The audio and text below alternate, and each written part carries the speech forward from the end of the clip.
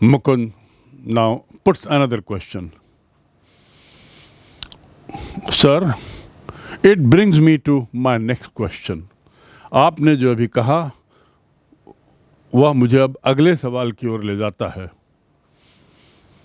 He says it brings me to my next question. The Name of the Rose is a very serious novel. आपका जो उपन्यास है name of the रोज, ये एक बड़ा गंभीर उपन्यास है. It's a detective yarn at one level.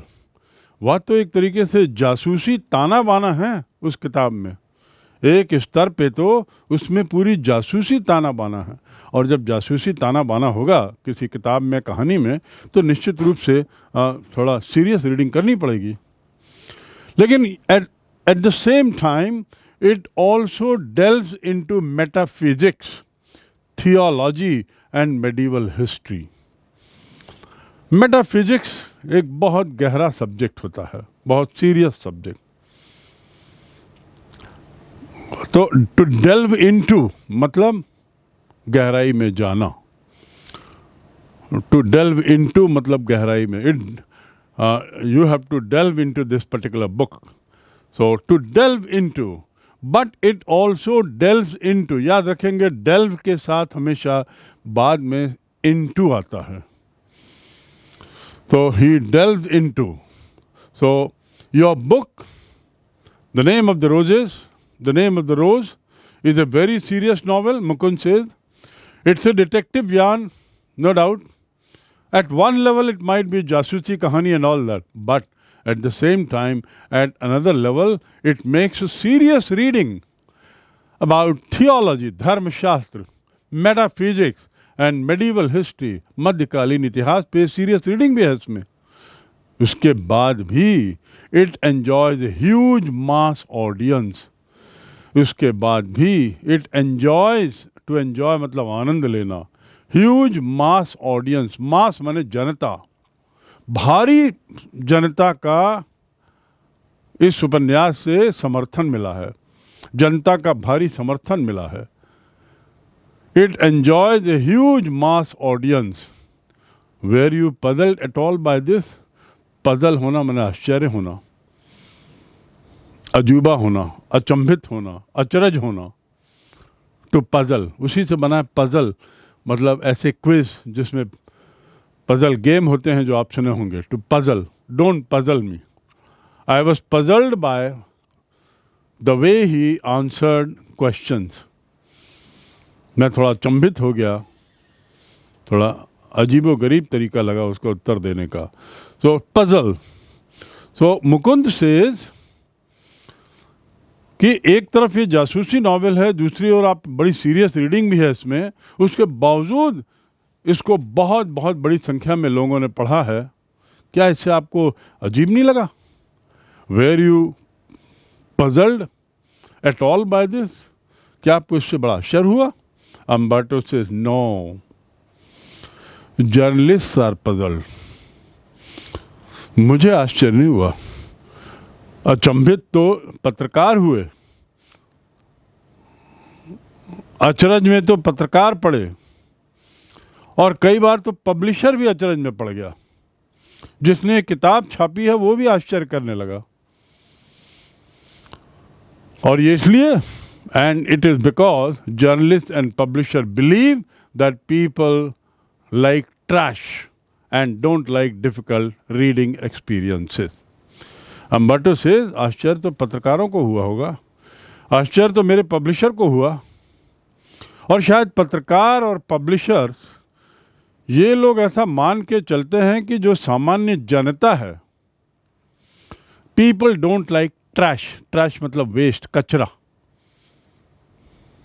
That people like trash.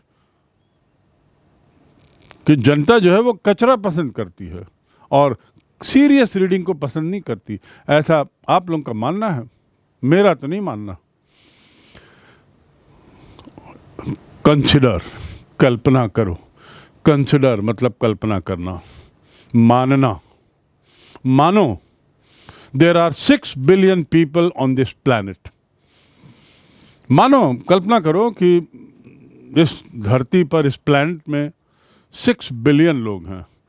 The name of the rose, that's my novel, sold between 10 and 15 million copies. कितनी बिकी? 10 से 15 मिलियन कॉपी बिकी। कितने में? 60 बिलियन लोगों में। So in no way I reach big number, I reach only a small number of people out of 60 billion, out of 6 billion। 6 billion में इस प्रकार मैं नहीं कह सकता कि मैं बहुत बड़े ऑडियंस में पहुंच गया या मेरी किताबें सभी लोग पढ़े। वो तो केवल 10 से 15 मिलियन लोगों ने पढ़ा 6 बिलियन में। बहुत छोटी संख्या है। जितने लोग हैं उसकी तुलना में मेरे उपन्यास पढ़ने वालों की संख्या बहुत कम है। Very small percentage of reader, but it is exactly like kind of readers who don't want easy experiences। लेकिन ये बात तय है कि ये उन लोगों ने पढ़ा है जो सरल अनुभव नहीं चाहते, हल्का फुल्का नहीं चाहते, अर्थात जो सीरियस रीडिंग चाहते हैं। मेरे उपन्यास 10 से 15 लाख बिके हैं, लोगों ने पढ़े हैं। इसका मतलब ये तो तय है that it is exactly these kind of readers who don't want easy experiences, हल्की फुल्की किताब नहीं पढ़ना चाहते, और at least don't always want this, या कम से कम हमेशा ही हल्की फुल्की किताब नहीं पढ़ना चाहते, कभी कभी हल्का फुल्का चलेगा। Sometime they would like light reading, sometime they might read shallow readings। मैं तो खुद भी कभी कभी हल्के फुल्की चीजें देखता हूं। I myself at 9 PM after dinner watch television। Umberto says that मैं खुद भी 9 बजे के बाद, डिनर के बाद एक प्रोग्राम देखता हूं टीवी में, और उस प्रोग्राम का नाम है मियामी वाइस या इमरजेंसी रूम। ये दोनों बड़ी हल्की किताबें, हल्के सीरियल हैं। आई एंजॉय इट, और मुझे ज़रूरत भी है, I need it, but not all day. मुझे कभी कभी हल्की फुल्की चीज़ें देखना पसंद है, मुझे मज़ा भी आता है और मुझे ज़रूरत भी है, लेकिन हमेशा नहीं। हल्का फुल्का कभी कभी के लिए ठीक है। उसी प्रकार जनता भी जो है, जो ऑडियंस भी है, उसे भी हल्का फुल्का पसंद है कभी कभी। लेकिन वे लोग, कम से कम वे लोग 10-15 मिलियन लोग जिन्होंने मेरी किताबें पढ़ी है, they are serious readers, they are no light readers, they don't want easy experiences in life. So that's a very important thing that Umberto says while talking about types of readers। He clearly divide the two kind of readers. Readers who always like to read light things, and readers who like to read serious things, but fill it with some lighter aspects also, lighter side also. Umberto himself does that. And so Umberto says there is no need to feel puzzled। मुझे कोई अचंभा नहीं है, मुझे कोई आश्चर्य नहीं है। ऐसे रीडर हैं, और अधिकतर रीडर सीरियस रीडिंग पसंद करते हैं। On this, Mukund says, could the huge success of the novel have anything to do with the fact that it dealt with a period of medieval history? That he asks another question now, and he asks, Mr. Umberto, क्या novel की सफलता का लेना देना कुछ इस बात से है कि इस उपन्यास में मध्यकालीन इतिहास भरा हुआ है? कुड द ह्यूज सक्सेस, बड़ी सफलता, ह्यूज मतलब बड़ी सफलता, ऑफ नॉवेल, जो आपकी जो novel the name of the rose जो इतनी सफल हुई है, भले ही वो 6 बिलियन लोगों में केवल 10 मिलियन लोगों ने पढ़ा हो, पर 10 मिलियन भी तो कितनी बड़ी संख्या है।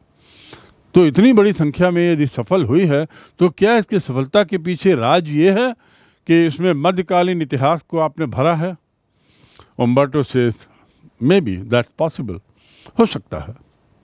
दैट इज पॉसिबल, ये संभव है. But let me tell you another story. लेकिन मुझे एक बात और कहने दो.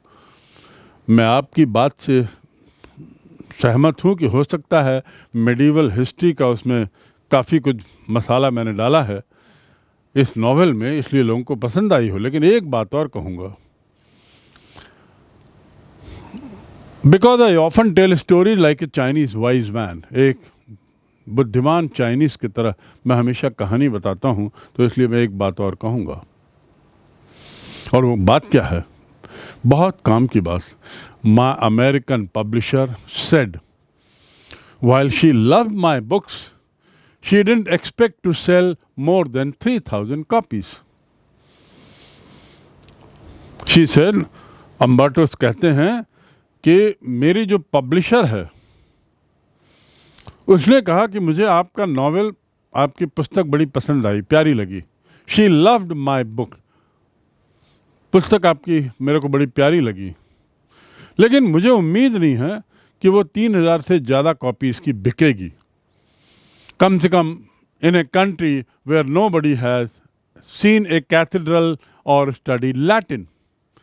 और कम से कम अमेरिका जैसे देश में जहाँ कैथेड्रल नहीं है, जहाँ लैटिन भाषा के बारे में किसी को नहीं मालूम, और कैथेड्रल और लैटिन चूँकि मध्यकालीन इतिहास के बहुत महत्वपूर्ण शब्द हैं, इसको आपने बार बार अपने नॉवेल में यूज़ किया है, तो अमेरिका की जनता अपने को कनेक्ट कैसे मानेगी? कैथेड्रल मतलब क्या होता है? कैथेड्रल मतलब बड़े विशालकाय चर्च. विशालकाय चर्च को कैथेड्रल कहते हैं.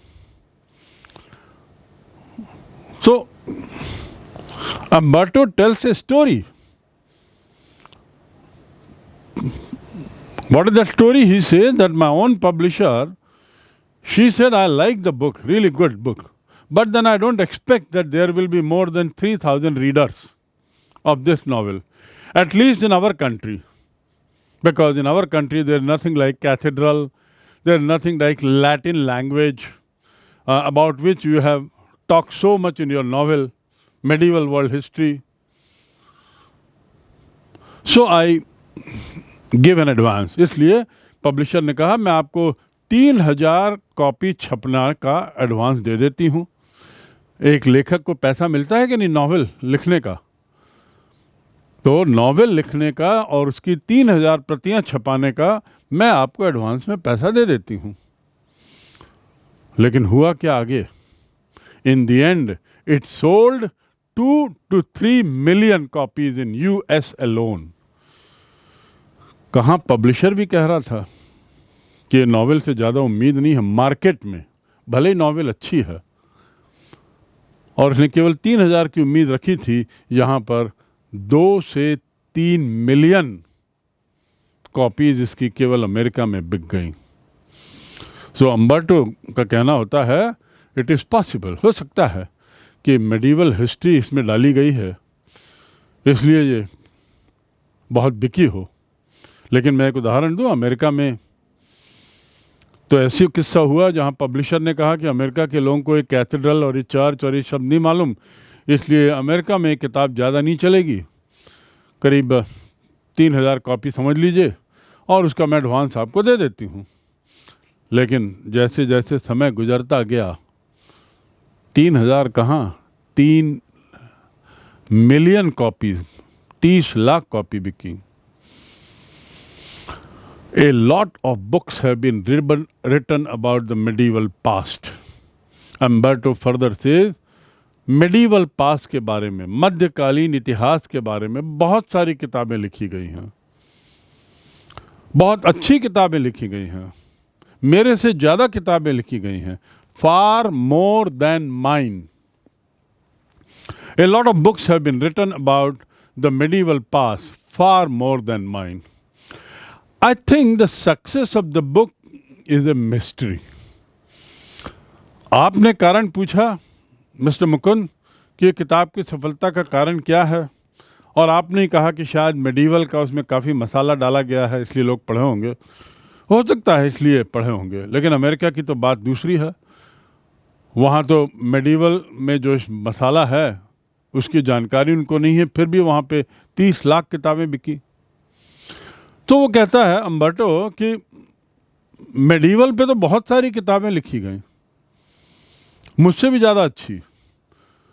मुझे लगता है कि इस किताब की सफलता एक अचरज है, एक अजूबा है, मिस्टरी, MYSTERY, मिस्टरी मतलब अजूबा। इट इज़ ए मिस्ट्री, एक अजूबा है, समझ में नहीं आया। Nobody can predict it. Predict करना मतलब भविष्यवाणी, टू प्रेडिक्ट मतलब भविष्यवाणी करना, प्रेडिक्शन। क्रिकेट में होता है ना, प्रेडिक्ट करते हैं कि भारत की टीम T20 के आज के मैच में इतना रन बनाएगी। कुछ लोग प्रेडिक्ट करते हैं कि साउथ अफ्रीका की टीम आज के मैच में भारत से हारेगी। तो प्रेडिक्ट करना अर्थात भविष्यवाणी करना। तो मेरी किताब की सफलता के पीछे क्या कारण है ये मैं नहीं कह सकता, एक अजूबा है। नोबडी कैन प्रेडिक्ट इट, कोई भी नहीं कह सकता। I think I have written the name of the rose 10 years। आगे वो कहते हैं कि नेम ऑफ द रोज नाम की पुस्तक को यदि मैं 10 साल पहले लिखता या 10 साल बाद लिखता तो हो सकता है ये किताब उतनी ना बिकती। ये आज बिक गई, क्यों बिकी, आज पॉपुलर हुई, क्यों पॉपुलर हुई, मुझे नहीं मालूम। Had I written the name of the rose 10 years earlier or 10 years later, it wouldn't have been the same. जरूरी नहीं है कि उतनी ही प्रसिद्धि पाती। Why it worked at that time is a mystery. ये किताब क्यों चल गई, Why it worked at that time का यदि हम अनुवाद करें हिंदी में तो उसका अनुवाद होगा ये किताब क्यों चल गई। ये अभी भी एक अजूबा है। और इस प्रकार ये जो इंटरव्यू है between Mukund Padmanabhan and Umberto Eco, who otherwise is a very serious writer,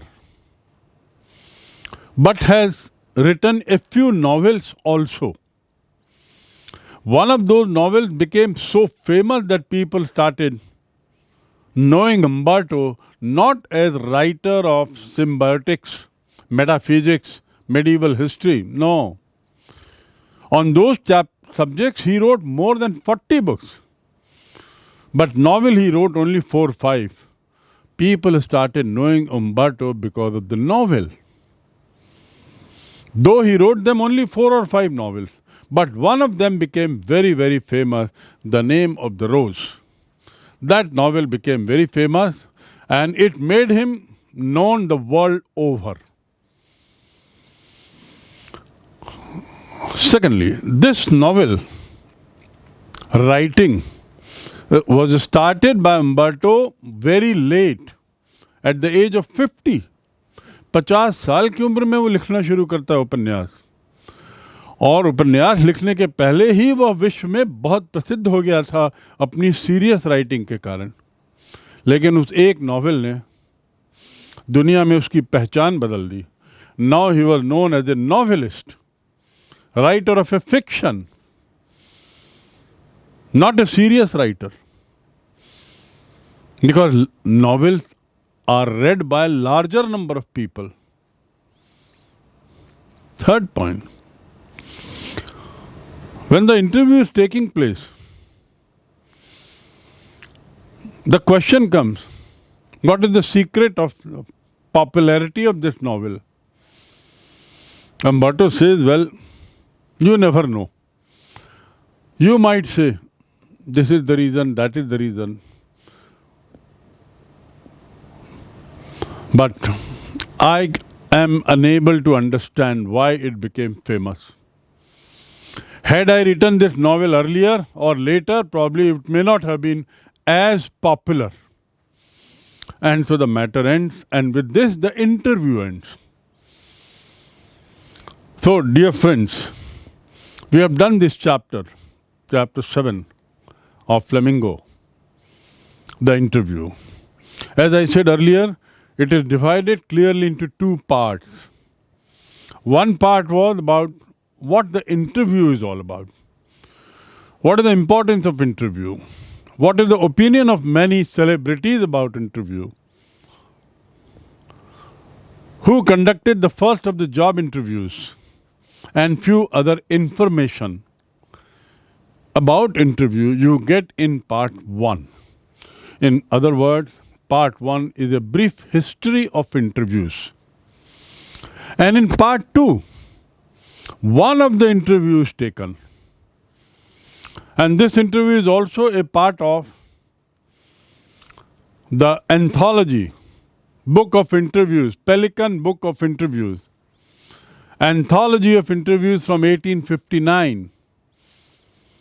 Anthology means collection. उसमें से एक ये इंटरव्यू ये है जिसको लिया गया है और आपने प्रश्न और उत्तर से समझने की कोशिश की होगी कि इंटरव्यू लेना और इंटरव्यू देना दोनों के लिए पूर्व तैयारी की ज़रूरत होती है. Both need lot of preparation. Both the interviewer and the interviewee both need to be serious and it needs a lot of preparations for interview.